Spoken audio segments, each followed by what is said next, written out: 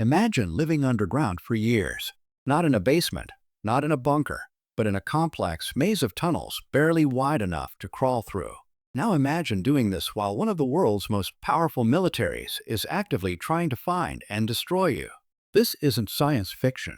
This is the reality of the Kukai tunnels during the Vietnam War, and their design is nothing short of genius.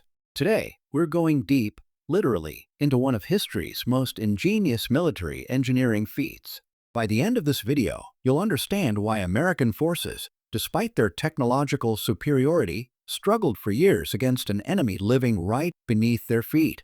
The origins. Before we dive into the brilliant design features, we need to understand where these tunnels came from. The story of Vietnam's war tunnels doesn't begin in the 1960s with American involvement. It actually starts much earlier, during the French colonial period. In the late 1940s, the Vietnamese independence fighters, began digging the first tunnels in the Kukai district, about 40 kilometers northwest of Saigon. Their purpose was simple: create hidden bases to launch guerrilla attacks against French colonial forces. These early tunnels were relatively basic, serving primarily as hiding spots and weapons caches. But when the Americans arrived in the early 1960s, everything changed. The Viet Cong realized they were facing an enemy with overwhelming firepower, advanced aircraft, and seemingly unlimited resources. They couldn't win a conventional war, so they went underground. Literally, what started as a few simple tunnels transformed into an underground city spanning over 250 kilometers. To put that in perspective, that's roughly the distance from New York City to Washington, D.C., all underground. At its peak, the tunnel network connected multiple villages, with some tunnels reaching all the way to the Cambodian border. The Kukai district became the most heavily bombed area in history. More bombs fell here than in all of World War II combined. Yet the Viet Cong not only survived but thrived in their underground world. How? The answer lies in the absolutely brilliant design decisions that went into these tunnels. Size and dimensions. Let's start with perhaps the most uncomfortable aspect of these tunnels: their size. Or rather, their lack of size. The average tunnel was only 80 to 120 centimeters high and about 60 to 80 centimeters wide. That's roughly 2.5 to 4 feet high and 2 to 2.5 feet wide. Now, you might think this was due to limited digging capability or laziness, but it was actually a calculated design choice, and an ingenious one at that. First, smaller tunnels meant less digging.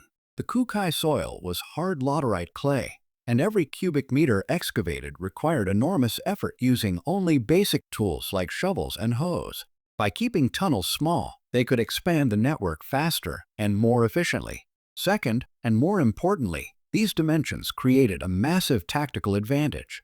The average Vietnamese person during this era was significantly smaller than the average American soldier. Vietnamese fighters could move through these tunnels relatively quickly, albeit uncomfortably.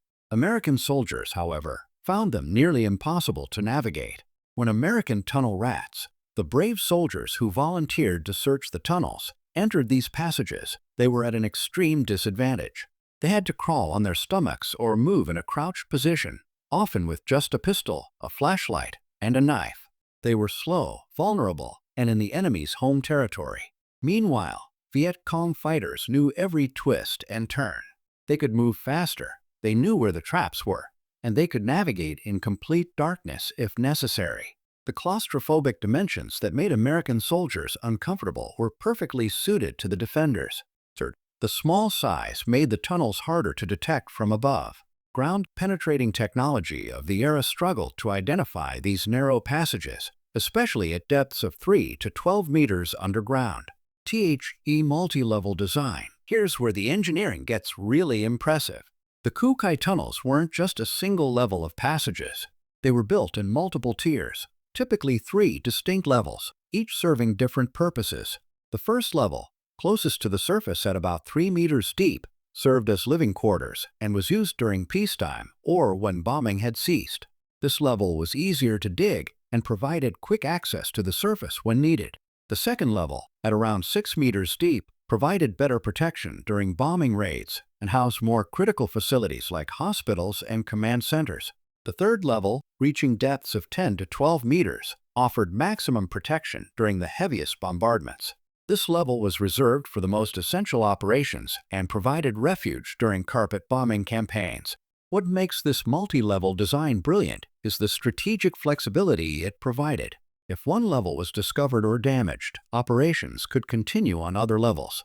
The connections between levels were designed with trapdoors and hidden entrances, making it difficult for enemy forces to map the entire system even if they discovered part of it. Additionally, the different levels created a natural ventilation gradient, which we'll discuss more in a moment. Smoke and air could be managed more effectively with this vertical dimension. The spacing between levels also meant that even if a bomb penetrated to the first level, the second and third levels often remained intact. This redundancy was built into every aspect of the tunnel design. Ventilation and air quality. Now let's talk about one of the most challenging aspects of living underground: breathing. How do you provide fresh air to potentially thousands of people living in a sealed underground environment? The Viet Cong engineers developed an incredibly clever ventilation system. Air shafts were disguised at ground level, often hidden in termite mounds, under thick vegetation, or inside regular-looking structures. These weren't simple vertical tubes either. The ventilation shafts were designed with multiple bends and turns, creating a serpentine path that served several purposes. First, the bends prevented rain and debris from falling directly into the tunnels. Second, they made it nearly impossible for enemies to drop grenades or explosives down the shafts. Third, they dispersed cooking smoke and spread it out over a wide area, making it harder to detect from the air.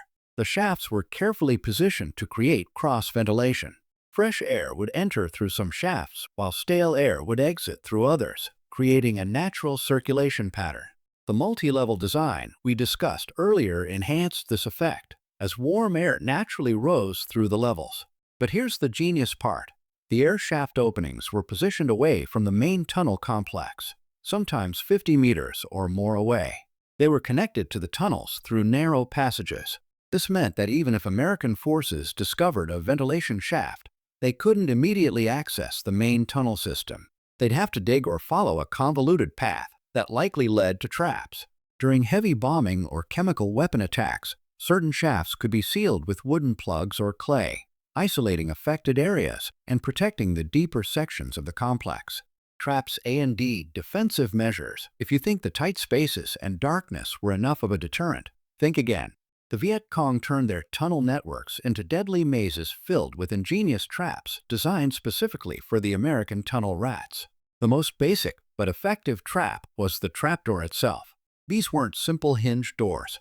They were camouflaged sections of floor or ceiling that perfectly matched the surrounding earth. Made from bamboo or wood and covered with clay, they were virtually invisible even when you were looking for them.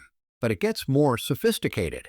Many trapdoors were booby-trapped with pungy stakes, sharpened bamboo spikes, often dipped in excrement to cause infections. These could be positioned to strike when a door was opened or when someone stepped on a false floor panel. Then there were the snake traps. Yes, you read that correctly. Viet Cong fighters would place venomous snakes, often bamboo vipers or cobras, in baskets or compartments that would release when disturbed. Imagine crawling through a pitch-black tunnel and suddenly encountering a venomous snake. The psychological impact alone was devastating. Scorpion traps worked similarly, with scorpions placed in strategically positioned containers or simply allowed to inhabit certain unused sections of the tunnels. False walls and dead-end tunnels were designed to confuse and trap enemy soldiers. Some tunnels would suddenly narrow or turn into spaces too small to proceed through, forcing soldiers to back out slowly, an extremely vulnerable position.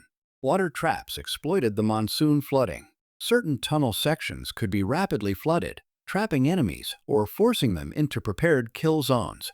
Perhaps most terrifying were the grenade sumps, small chambers positioned at strategic points where grenades thrown by tunnel rats would roll into these sumps, with the blast contained and directed away from the main tunnel. The American soldier who threw the grenade would think he'd cleared the area, only to encounter waiting Viet Cong fighters. Daily life underground. Let's pause from the military aspects and consider something equally remarkable. People actually lived in these tunnels, not just for days or weeks, but sometimes for years. How did this work? The tunnel complexes included dedicated living chambers, small rooms carved out from the main passages. These chambers were slightly larger than the tunnels themselves, perhaps 2 to 3 meters wide, allowing people to sit upright or even lie down to sleep. Families lived underground during the worst bombing campaigns. Children were born in these tunnels. People got married, celebrated festivals, and tried to maintain some semblance of normal life, all beneath the earth. Kitchen areas were designed with remarkable ingenuity. Cooking fires were essential for food preparation, but smoke was a dead giveaway to aerial reconnaissance. The solution? Dien Bien Phu kitchens, named after the famous victory over the French. These kitchens featured sophisticated smoke dispersal systems. The fire would be built in one chamber, and the smoke would travel through a long, narrow passage that might extend 20 to 50 meters before reaching a surface vent far from the kitchen itself. By the time smoke emerged, it was cool and dispersed over such a wide area that it couldn't be traced back to the source. Water was another critical challenge. Wells were dug to reach groundwater, carefully positioned to avoid contamination from surface water that might carry chemical agents. Water storage chambers maintained supplies during the dry season. Medical facilities in the tunnels performed everything from basic first aid to major surgery. Operating theaters were carved out with slightly better ventilation and lighting provided by makeshift oil lamps. Doctors worked by candlelight to remove bullets, treat infections, and save lives.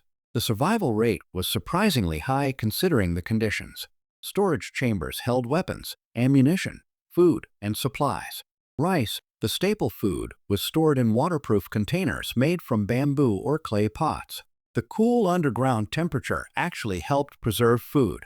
Meeting rooms and command centers allowed military planning to continue despite the bombing above. Some chambers served as schools where children received education during lulls in the fighting. The psychological resilience required to live like this is almost incomprehensible. The darkness, the constant fear of discovery, the sound of bombs detonating above, the claustrophobia, yet people endured. Camouflage and concealment. One of the most impressive aspects of the Cu Chi tunnels was how well they were hidden. The Viet Cong were masters of camouflage, and their techniques were devastating. The jungle environment was used masterfully. Tunnel entrances were positioned under the root systems of large trees, making them nearly impossible to detect. The roots themselves sometimes helped reinforce the tunnel structure. During the day, all activity ceased in areas where American patrols were likely. At night, when aerial surveillance was less effective, the tunnels came alive with activity. Soldiers would emerge to plant crops, move supplies, and conduct operations. Even when tunnels were discovered, they rarely revealed the full extent of the network. Sealed passages, hidden doors within doors, and false walls meant that American forces might think they'd found everything while missing entire sections. Chapter 8. Teach Tunnel Rats. To combat the tunnel networks, the U.S. military developed a special unit, the Tunnel Rats. These were some of the bravest soldiers in the war, volunteers who would enter the claustrophobic underground maze to gather intelligence, plant explosives, or engage enemy fighters. Tunnel rats were typically smaller soldiers, men who could navigate the tight spaces more easily. They developed specialized equipment and tactics for underground warfare, but they were always at a severe disadvantage. Their standard loadout was minimal by necessity: a .45 caliber pistol or a small revolver, a flashlight, a knife, and sometimes a communications line. Some carried gas masks in case of chemical traps. The tight spaces made rifles useless. The psychological toll was immense. Imagine crawling into complete darkness, not knowing if the next corner holds an enemy fighter, a booby trap, or a venomous snake. The first indication of danger might be the last thing a tunnel rat experienced. Many tunnel rats describe the experience as the most terrifying of their lives. The darkness was absolute. The air was thick and difficult to breathe. Every sound was amplified in the confined space. Sweat would pour off them within minutes. The heat was oppressive, often exceeding 40 degrees Celsius. Combat in the tunnels was brutal and personal. Fights happened at point-blank range in pitch-black conditions. Sometimes tunnel rats encountered enemy fighters by touch alone. The psychological warfare was intense. Viet Cong fighters would sometimes whisper threats or make noises to unnerve the Americans. Despite their bravery and specialized training, tunnel rats had limited success. The maze-like structure, the traps, and the home field advantage of Viet Cong defenders made clearing the tunnels nearly impossible. Often, the U.S. military would resort to simply destroying tunnel sections they discovered, pumping in water, tear gas, or explosives. American counter-tactics. The U.S. military threw everything they had at the tunnel problem, and their efforts showcase both the effectiveness of the tunnel design and the lengths the Americans went to combat it. Chemical warfare became a standard tool. Tear gas, smoke, and even chemical agents like CS gas were pumped into discovered tunnels. The Viet Cong responded by developing gas masks from available materials and designing tunnel sections that could be sealed off to isolate contaminated areas. Water was used extensively. The military would flood tunnel sections by diverting rivers or pumping in thousands of gallons of water. This was effective in the short term, but the Viet Cong simply waited, then reopened sealed sections and rebuilt damaged areas. Some tunnels even had drainage systems designed to handle flooding. Explosives and bombs were dropped in massive quantities. The infamous B-52 carpet bombing raids would devastate entire areas. Yet the deep sections of the tunnels often survived. The multi-level design proved its worth here.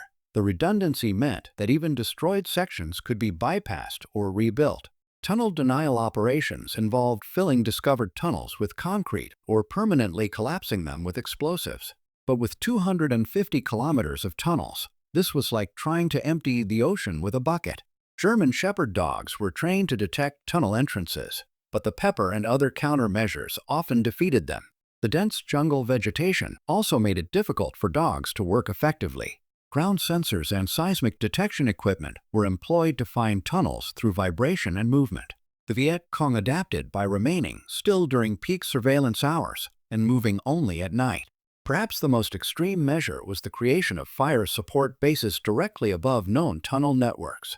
The Americans would establish military bases, figuring the Viet Cong couldn't operate beneath them. They were wrong. Viet Cong fighters would literally dig beneath American bases, sometimes emerging inside the perimeter to conduct sabotage operations. Engineering challenges. The actual construction of these tunnels was an engineering feat that deserves recognition. The Viet Cong workers faced enormous challenges with minimal tools and resources. The Kukai soil was primarily laterite clay, difficult to dig but with one major advantage. It hardened when exposed to air, creating relatively stable tunnel walls without the need for extensive reinforcement. The diggers learned to work with this material, understanding its properties intimately. Tools were basic: hoes, picks, shovels, and woven baskets to carry away soil. There were no power tools, no modern surveying equipment, no ventilation fans, and no electric lighting during construction. Supporting structures were built from bamboo and wood harvested from the jungle. In some sections, particularly in sandy or unstable soil, careful reinforcement was essential. The engineers became expert at recognizing soil types and adjusting their techniques accordingly. Water management was critical. During the monsoon season, flooding was a constant threat. Drainage systems had to be designed into the tunnels, with water sumps and channels to direct water away from living areas. Some tunnels incorporated natural water flow patterns. The gradient of tunnels had to be carefully calculated. Too steep, and movement would be difficult. Too flat, and water wouldn't drain properly. The builders did this by feel and experience, without modern surveying tools. Connecting different tunnel sections while maintaining proper alignment was done through dead reckoning, and an incredible spatial awareness developed over years of underground work. The accuracy achieved was remarkable. Separate teams digging from different directions would meet with only minor adjustments needed. Structural collapse was an ever-present danger. Cave-ins killed many workers during construction. The engineers learned to recognize warning signs, cracking sounds, falling debris, shifting soil, and developed techniques to stabilize dangerous sections. Strategic impact. Let's zoom out and consider the strategic impact of these tunnels. This wasn't just about clever engineering. It changed the course of the war. The tunnels allowed the Viet Cong to maintain a permanent presence in areas the U.S. military thought they controlled. American forces might secure an area during the day, but at night, Viet Cong fighters would emerge from the tunnels to conduct operations. This created a psychological impact that cannot be overstated. American soldiers never felt truly safe. The enemy could appear anywhere, at any time. A seemingly secure area might have dozens of tunnel entrances. This constant uncertainty was mentally exhausting. The tunnels provided a staging ground for major operations, including the Tet Offensive in 1968. Troops and supplies were moved through the tunnel network to positions around Saigon without being detected. Thousands of fighters emerged simultaneously from tunnels throughout the region in a coordinated attack that shocked American forces. The logistical advantage was enormous. While American supply lines stretched back to distant bases, the Viet Cong could stockpile weapons and supplies underground, immune to aerial attack. When surface supplies were destroyed by bombing, the underground caches remained intact. The tunnels also preserved Viet Cong leadership and command structure. While conventional military headquarters would be priority targets for American air power, underground command centers were nearly invulnerable. This continuity of command was essential for maintaining effective resistance. From a propaganda perspective, the tunnels became a symbol of Vietnamese resilience and ingenuity. The image of a technologically superior superpower unable to defeat an enemy living in holes in the ground was powerful both domestically in the U.S. and internationally. Lessons and Legacy. What can we learn from the genius design of Vietnam's war tunnels? There are lessons here that extend far beyond military history. First, the power of adaptation. The Viet Cong took a simple idea, hiding underground, and evolved it into a sophisticated system that addressed every challenge they faced. Each American counter-tactic was met with a new tunnel innovation. Second, the importance of local knowledge. The tunnels worked because they were designed by people who understood the terrain, the soil, the climate, and the vegetation intimately. No outside force could have designed something so effective for this specific environment. Third, human ingenuity in the face of overwhelming odds. With minimal resources and facing the most powerful military in the world, Vietnamese engineers and workers created a system that proved nearly impossible to defeat. Fourth, the limitations of technological superiority. The U.S. had aircraft, artillery, sensors, and weapons the Viet Cong couldn't match. Yet the simple, low-tech solution of going underground largely negated these advantages. Today, the Cu Cai tunnels are a tourist attraction. Visitors can crawl through widened sections of the original tunnels and see recreated living areas. The Vietnamese government has preserved them as a testament to the ingenuity and resilience of the Vietnamese people during the war. Military analysts worldwide have studied the tunnels for lessons in asymmetric warfare. The principles demonstrated here, using terrain to your advantage, creating redundancy, maintaining flexibility, and turning your opponent's strengths into weaknesses, remain relevant in modern conflicts. The Cu Cai tunnels stand as one of history's most impressive examples of military engineering under extreme constraints. They were more than just holes in the ground.